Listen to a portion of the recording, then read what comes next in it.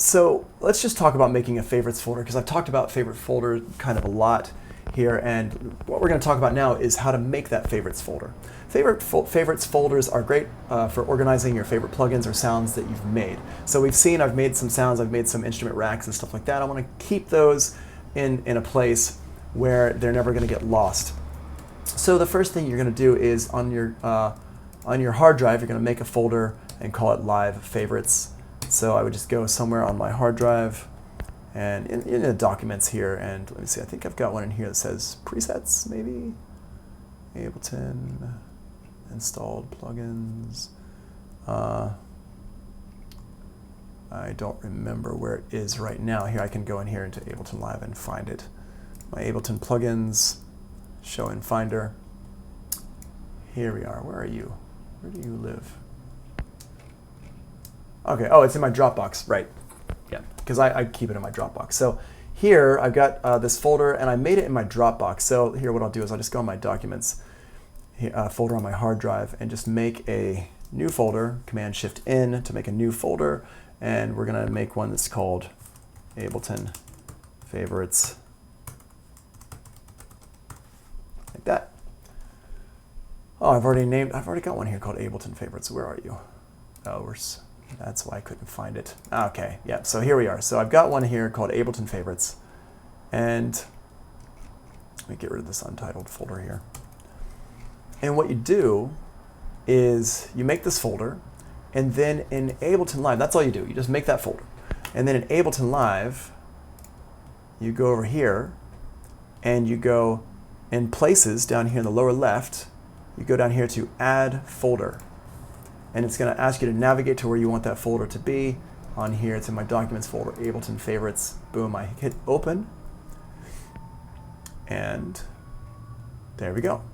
And now you can see this one's already got this basses thing in here and some drum kits in here. And what I want to do is this closed hi-hat rack here. I'm going to go ahead and save this. And it saves it into my instrument racks on my user library. The user library is okay, but the user library is kind of restrictive. We can't really do a whole lot with it here. It's in its certain place, wherever you put it, but that's it. And it's too many folders in here. It's too much to dig through for me. So what I'm gonna do is I'm gonna take this and I'm gonna drag it into my Ableton Favorites folder into the drum racks here. So I'm gonna click it and drag it over here, Ableton Favorites, Drum Kits. I haven't let go of my mouse. It opens this folder up, and now here it is.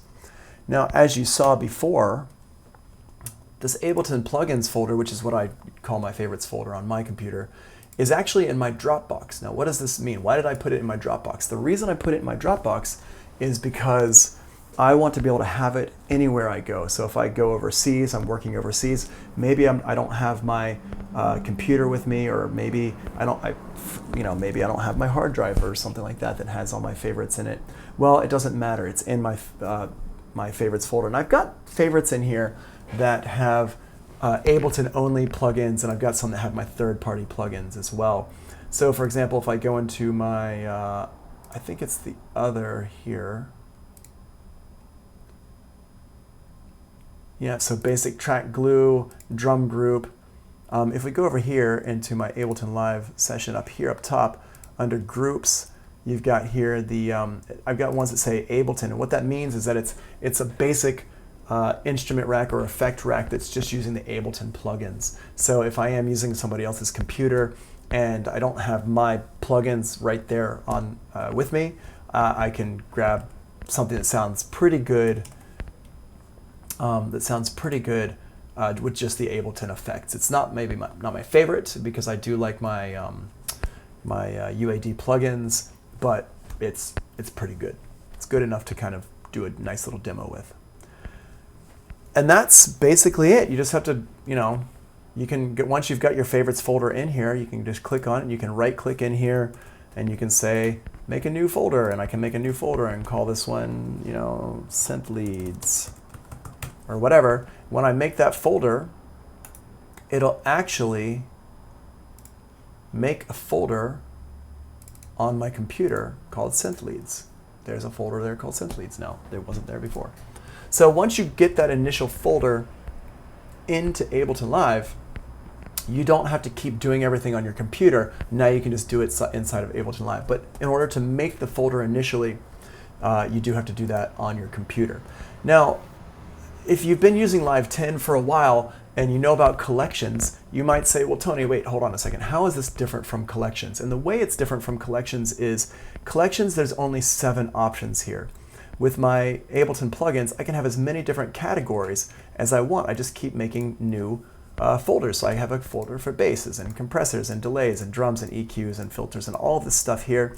And it's just a couple of clicks away. I've got all my favorite UAD plugins in here. So I can just quickly, because if you've ever used UAD plugins and you have a lot of them, maybe you have some that you don't care about, or maybe you set up some demos at some point, you don't know how to turn those demos off or whatever, you might have a lot of UAD plugins. In my case, because I teach UAD stuff, I've got all the UAD plugins, and there's no way that I'm using all the UAD plugins. And I hate to keep going through all my UAD plugins. So it's much nicer to just group them and drag them into a track. So I can just take this and drag it onto this track, and now it just has this in here. In order to use this technique, though, you do have to group the plugins into an instrument instrument rack.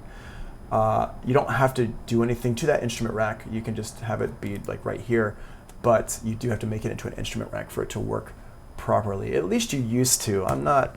You might want to try that out and see if maybe I'm lying to you right now. But it did used to be like that. I don't know if it still is like that. Maybe you can just drag it straight in.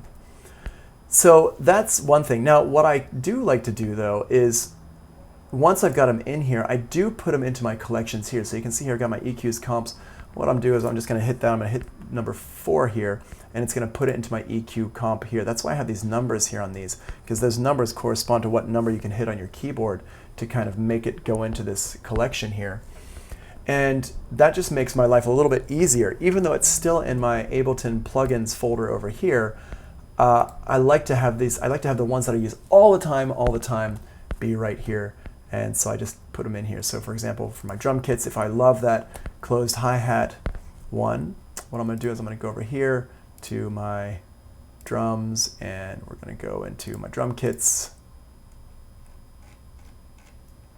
go down to my, oh, where was it? It was over here. Let me just actually move that. Random hi-hat. There we go. Plugins, drum kits, boom. Okay, so there it is right there. So I'm just going to click on that and put it into my drums. There we go. So now in my drums, you can see I've got this random closed hi-hat rhythm thing here. I've got my tambourine, my dead mouse samples here, snaps, shakers, open hi-hat, favorites, deep kick, which is something else, and then my favorites here. So I can still use these collections in conjunction with my Ableton plugins, but I like to have a folder here. Now, the other good thing about keeping this in the cloud is that if my computer crashes, which I did have a really serious computer just implosion last year, if my computer crashes, I can still get to all my everything and just re-download it, and all my favorites, so I don't lose my favorites. And that was really helpful when I had everything in the cloud. Even though my computer crashed, I just was able to stick everything back on my hard drive and keep working as if nothing happened, well, with a new computer. All right, so that's about it for our favorites.